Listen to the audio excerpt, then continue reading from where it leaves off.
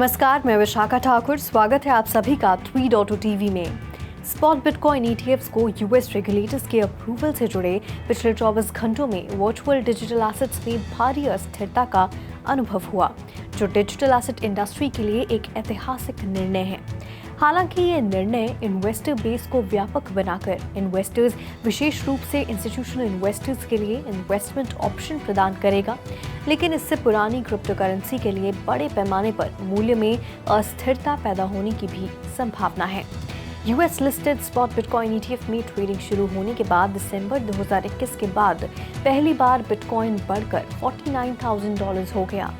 बाद में इसने अपना सारा लाभ छोड़ दिया और $46,000 से नीचे आ गया। बीटीसी हाल ही में 0.3% गिरकर $46,423 पर आ गया। इथेरियम दूसरी सबसे बड़ी क्रिप्टो करेंसी ईटीएफ फंड को रेगुलेटरी अप्रूवल मिलने की उम्मीद है। इसके बीच ही निराशाजनक स्थिति में रही।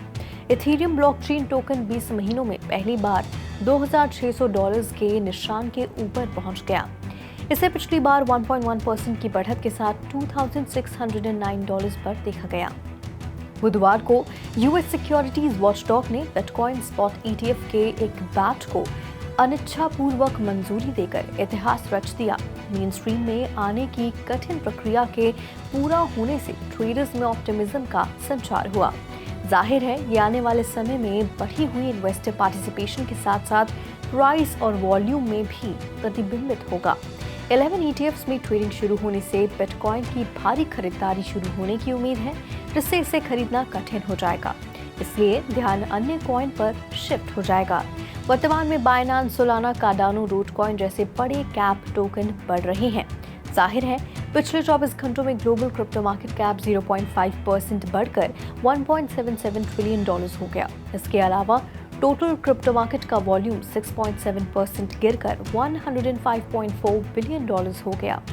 डीफाई में टोटल वॉल्यूम वर्तमान में $8.3 बिलियन है और सभी स्टेबल कॉइन्स का वॉल्यूम $94.1 बिलियन है, जो टोटल क्रिप्टो मार्केट के 24 घंटे की वॉल्यूम का क्रमश 7.9% और 89.2% का प्रतिनिधित्व करता है। बिटकॉइन का प्रभुत्व वर्तमान में 51.2% है, जो दिन के दौरान 0.4% कम है। टॉप 15 टोकन का बैरोमीटर IC15 इंडेक्स 0.4% बढ़कर 59,597 हो गया। इस बीच बैंकिंग दिग्गजों के बीच अपने कस्टमर्स को बिटकॉइन ईटीएफ में ट्रेड करने की अनुमति देने को लेकर क्लियर डिवाइड है। यूबीएस और सिटी बैंक ने कस्टमर्स को ऐसे ट्रांजैक्शन में प्रवेश करने से रोकने के वैनगार्ड के फैसले के विपरीत चुनिंदा कस्टमर्स को बिटकॉइन ईटीएफ में ट्रेड करने की अनुमति देने का फैसला किया है। क्रिप्टो करेंसी को ट्रैक करने के लिए पहले US listed exchange traded fund की मंजूरी के बाद बिटकॉइन गुरुवार को स्थिर रहा। मार्च 2022 के बाद से अपने उच्चतम स्तर पर पहुंच गया। सिक्योरिटीज एंड एक्सचेंज कमीशन यानी कि SEC ने 11 एप्लीकेशंस को मंजूरी दी, जिसमें black rock, arc investments, 21 shares, Fidelity, Invesco और वैनिक शामिल हैं। गुरुवार को 9:30 GMT तक 3 ETF ट्रेड कर रहे थे। दिन में बाद में और अधिक शुरू होने की उम्मीद है। बिटकॉइन इस साल लगभग 9% बढ़ गया है और मंगलवार को $47,915 पर पहुंच गया, जो मार्च 2022 के बाद से सबसे अधिक है। पिछले साल इसकी कीमत दोगुनी से अधिक हो गई, जो क्रिप्टो इंडस्ट्री के लिए उथल-पुथल भरे 2022 के बाद रिकवरी का प्रतीक है। USDC के क्रिएटर सर्कल इंटरनेट फाइनेंशियल ने सार्वजनिक रूप से ट्रेड करने वाली कंपनी बनने के लिए यूएस इनिशियल पब्लिक ऑफरिंग के लिए आवेदन किया है। कंपनी USDC को नियंत्रित करती है, जो अमेरिकी डॉलर से जुड़ी एक क्रिप्टो करेंसी है और इसके साथ ही सर्कुलेशन में लगभग $25 बिलियन मूल्य के टोकन बेचने की योजना भी बना रही है। मार्केट और अन्य शर्तों के अधीन SEC द्वारा अपनी रिव्यू प्रोसेस पूरी करने के बाद IPO आने की उम्मीद है। कंपनी के पास पहले एक स्पेशल पर्पस एक्विजिशन कंपनी के माध्यम से पब्लिक होने के लिए 2022 का सौदा था, लेकिन उसने दिसंबर 2022 में उस डील को समाप्त कर दिया। USDC टेदर के बाद दूसरी सबसे बड़ी स्टेबल कॉइन है और कुल मिलाकर 7वीं सबसे बड़ी क्रिप्टो करेंसी है। IPO फाइल करना गोपनीय है और मार्केट और अन्य शर्तों के अधीन होगा। बिटफिनिटी नेटवर्क ने इंटरनेट कंप्यूटर के लिए इथेरियम वर्चुअल मशीन यानी ईवीएम कंपैटिबिलिटी लेयर विकसित करने के लिए $7 मिलियन से अधिक जुटाए हैं। ये सॉलिडिटी डेवलपर्स और एग्जिस्टिंग ईवीएम कंपैटिबल सर्विसेज को बिटकॉइन एनेबल डिसेंट्रलाइज्ड ऐप्स बनाने में सक्षम करेगा। कंपनी का लक्ष्य बिटकॉइन और ऑर्डिनल्स के लिए ऑफ चेन इंफ्रास्ट्रक्चर स्थापित करना है, जिसमें कि इंटरनेट कंप्यूटर ब्लॉकचेन में एकीकृत बिटकॉइन साइड चेन का निर्माण भी शामिल है। इंटरनेट कंप्यूटर एक ब्लॉकचेन आधारित कंप्यूटिंग प्लेटफॉर्म है, जिसे इंटरनेट की फंक्शनैलिटी बढ़ाने और डिसेंट्रलाइज्ड एप्लीकेशंस और स्मार्ट कॉन्ट्रैक्ट की मेजबानी के लिए एक सुरक्षित और स्केलेबल वातावरण प्रदान करने के लिए डिजाइन किया गया है। बिटफिनिटी इंटरनेट कंप्यूटर की थ्रेशहोल्ड सिग्नेचर स्कीम चेन की के उपयोग से खुद को अलग करती है, जो बिटकॉइन और ऑर्डिनल एसेट्स की सुरक्षित ऑन चेन होल्डिंग्स और ट्रांसफर सुनिश्चित करती है। ये इंटीग्रेशन बिटफिनिटी को ट्रेडिशनल इंटरमीडियरी ब्रिजेस पर भरोसा किए बिना बिटकॉइन नेटवर्क के साथ एकीकृत करने वाला पहला ईवीएम बनाता है, जो डिसेंट्रलाइज्ड फाइनेंस एप्लीकेशन के लिए नई संभावनाओं को खोलता है। एक मिस्टीरियस एंटिटी ने पिछले 3 महीनों में क्रिप्टोकरेंसी मार्केट में $2.88 बिलियन का निवेश किया है, जिससे उसके इरादों पर चिंता बढ़ गई है। व्हेल ने टेदर ट्रेजरी से $239 मिलियन को OX1BTPP नामक वॉलेट में स्थानांतरित कर दिया, जिसके बाद विभिन्न एक्सचेंजों में जमा किया गया। ये एक अन्य एंटिटी द्वारा टेदर ट्रेजरी से $735 मिलियन प्राप्त करने और इसे विभिन्न एक्सचेंजों में जमा करने के बाद हुआ है। Crypto community in strategic purchases को लेकर उत्साहित है। कुछ लोगों का अनुमान ये भी है कि वे ट्रेडिशनल इन्वेस्टर्स हो सकते हैं जो पोस्ट स्पॉट ETF अप्रूवल के बाद बिटकॉइन और अन्य क्रिप्टो करेंसी खरीदना चाहते हैं। ये ट्रांसफर्स टेदर की बढ़ती USDT प्रिंटिंग के साथ मेल खाते हैं, जिसने जनवरी से मार्केट कैप में 38% की वृद्धि में योगदान दिया है। GBTC के मैनेजर ग्रेस्केल ट्रेडिंग शुरू करने वाले स्पॉट बिटकॉइन यानी कि BTC एक्सचेंज ट्रेडेड फंड की नई अप्रूव्ड क्रॉप में से पहले रहे हैं। कंपनी के $27 बिलियन के बिटकॉइन ट्रस्ट को ETF में बदलने को सिक्योरिटीज एंड एक्सचेंज कमीशन यानी SEC ने मंजूरी दे दी थी, जो कि क्रिप्टो करेंसी इंडस्ट्री के लिए एक हिस्टोरिक माइलस्टोन है। NYSE आर्का पर प्री ट्रेडिंग में GBTC की कीमत $40.496 है और इसका शुल्क अपने प्रतिस्पर्धियों की तुलना में काफी अधिक है, जो इन्वेस्टर्स से 1.5% चार्ज करता है।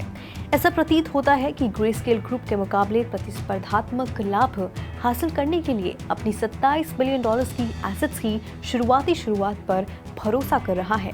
अमेरिका में पहली बार spot bitcoin ETF BlackRock के iShares बिटकॉइन ट्रस्ट ने SEC द्वारा अप्रूवल के बाद प्री मार्केट में ट्रेड करना शुरू कर दिया है।